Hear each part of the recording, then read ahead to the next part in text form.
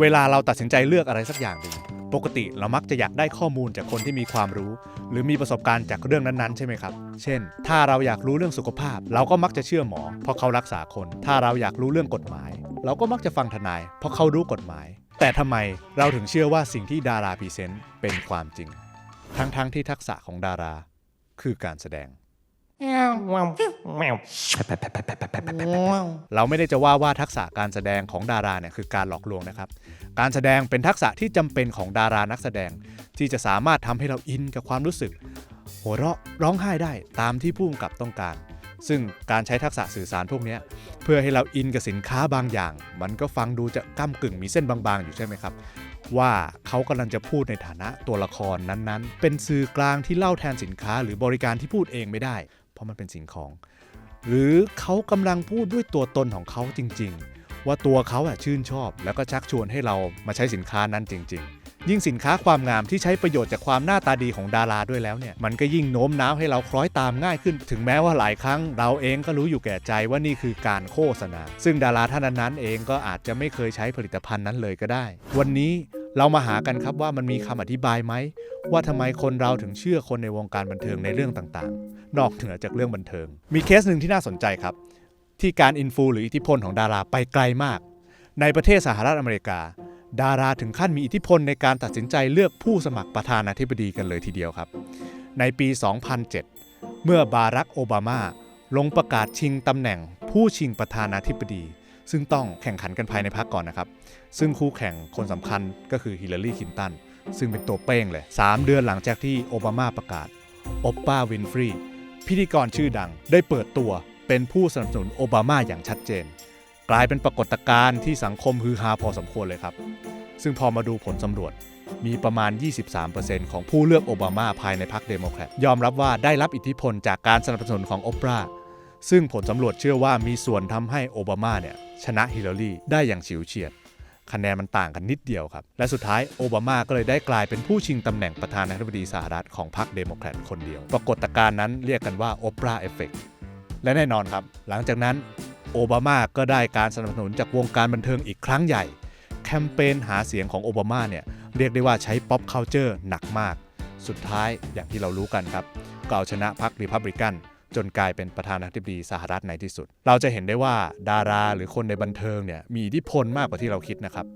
ในมุมการตลาดแล้วเนี่ยมันมีคำเรียกอยู่ครับเรียกว่า celebrity endorsement ซึ่งในการใช้บุคคลที่มีชื่อเสียงหรือ celebrity เนี่ยครับในการสร้างแบรนด์เนี่ยมันสรุปง่ายๆครับว่าจะต้องประกอบไปด้วย5องค์ประกอบที่สำคัญข้อแรกความดึงดูดใจข้อ2ความน่าไว้วางใจข้อ3ความชำนาญเชี่ยวชาญข้อ4ความน่าเคารพข้อ5ความเหมือนกับกลุ่มเป้าหมายพอมาคิดดูครับไอ้5ข้อมันก็ฟังขึ้นใช่ไหมครับว่ามันจะช่วยให้เราอยากจะซื้อของนั้นๆถ้ามันมีคนที่ครบ5คุณลักษณะนั้นเป็นคนพูด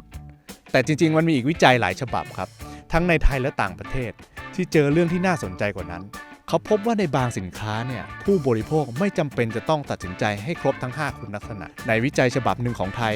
ทำแบบสำรวจในผลิตภัณฑ์เครื่องดื่มสกัดบำรุงสมองยี่ห้อหนึ่ง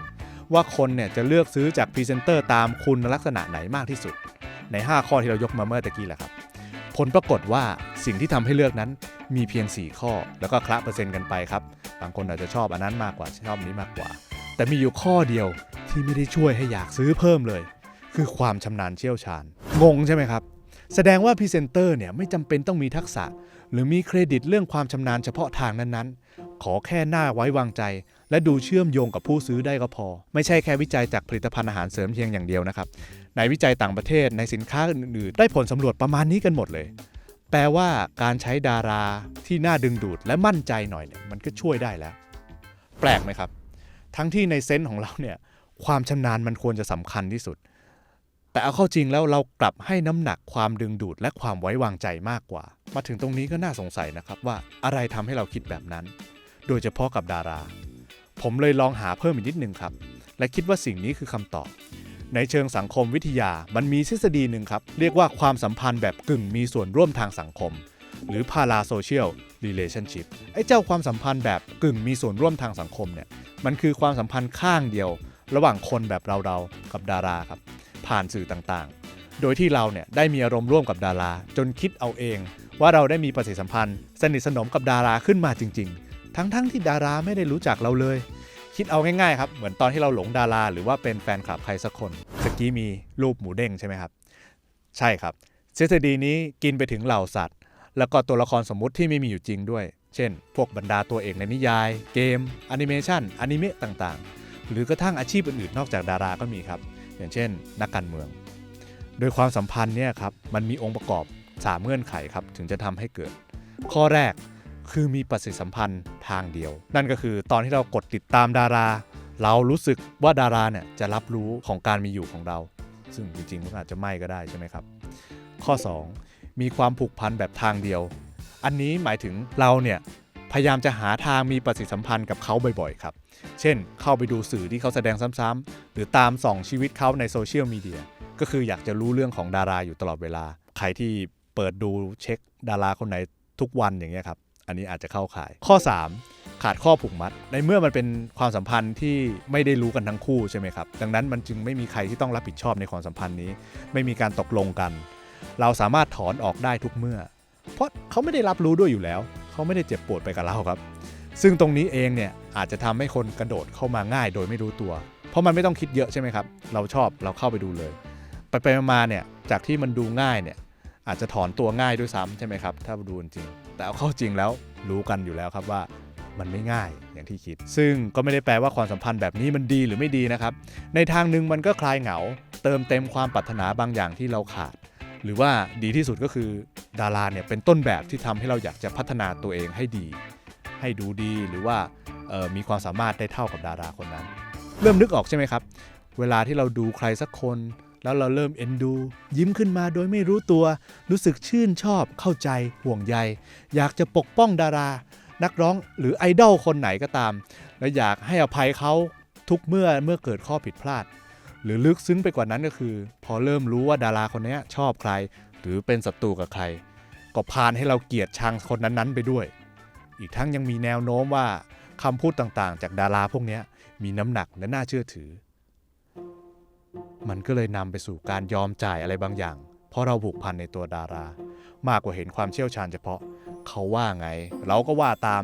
เราคงเคยเห็นใช่ไหมครับว่าบางคนเลือกซื้อสินค้านี้เพราะดาราท่านนี้แนะนำหรือถึงขั้นเขามีส่วนร่วมกับสินค้านี้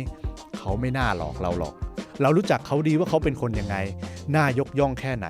มาถึงตรงนี้พอมีเรื่องเงินเนี่ยจากที่มันเป็นข้อดีหรือข้อเสียเนี่ยมันอาจจะกลายเป็นข้อเสียไปแค่อย่างเดียวนะครับพอเราเผลอใจกับมันไปขนาดนั้นมันไม่แปลกครับที่ปกติคนในสัมพันธ์เนี่ยจะมีแนวโน้มที่จะมีปัญหาเรื่องการเงินได้โอเคครับมาถึงตรงนี้เรารู้แล้วว่าทำไมคนถึงเชื่อดาราง่ายเพราะเราเห็นชีวิตที่เขาแสดงออกตามสื่อต่างๆติดตามจนเผลอคิดไปเองว่าเรารู้จักเขาทุกด้านจนเหมือนคนที่ใกล้ชิดที่ไม่มีวันทำร้ายเราได้เมื่อเรารู้แล้วว่าความสัมพันธ์นี้มันมีชื่อเรียกอธิบายได้และถึงตอนนี้เราจะรู้แล้วว่าเราตกอยู่ในความสัมพันธ์นี้แล้วเราควรจะจัดการบาลานซ์ความสัมพันธ์นี้ยังไงและถ้าเราเริ่มหลงไหลได้ปลื้มขึ้นเรื่อยๆจุดเริ่มมันอาจจะเป็นแค่เราตั้งรูปเขาไว้บนหน้าจอมือถือหรือว่าซื้อของไอเทมอะไรที่มีรูปเขาไว้เป็นแรงบันดาลใจแค่นั้นมันก็ดีครับมันยังพอได้อยู่แต่พอมันเริ่มส่งผลกับคนรอบข้างคนที่เป็นคนรู้จักเราขึ้นมาจริงๆเนี่ยเราเริ่มเถียงกับเขาแทนดาราด้วยแล้วเนี่ยและเรายอมทุ่มจ่ายอะไรมากไปกว่านั้นเพราะว่าดาราบอกให้ทำเนี่ยก็อาจจะต้องลองถอยนะครับลองมาคิดกันอีกรอบนะครับอย่างแรกเราต้องยอมรับก่อนครับว่าความสัมพันธ์เนี้ยไม่ได้มากไปกว่าการที่เราคิดไปเองข้างเดียวและที่สำคัญกว่านั้นมันเป็นความสัมพันธ์ที่ขึ้นอยู่กับผลประโยชน์ทางธุรกิจครับดังนั้นแล้วมันไม่มีอะไรยั่งยืนเลยครับก็ขอให้ทุกคนรู้เท่าทันตัวเองครับมันไม่ง่ายแต่ก็อย่าให้หมดตัวเลยครับสุดท้ายคำแนะนำที่ว่ามาก็อย่าเชื่อผมครับเดี๋ยวจะมีอิทธิพลมากไปลองสำรวจตัวเองดูครับแล้วถ้าเจออะไรหรือว่าเคยจ่ายเพราะดารามากที่สุดแค่ไหนเนี่ยมาคอมเมนต์พูดคุยกันได้ครับถ้าชื่นชอบคอนเทนต์ก็อย่าลืมกดไลค์กดแชร์กดติดตามกันนะครับ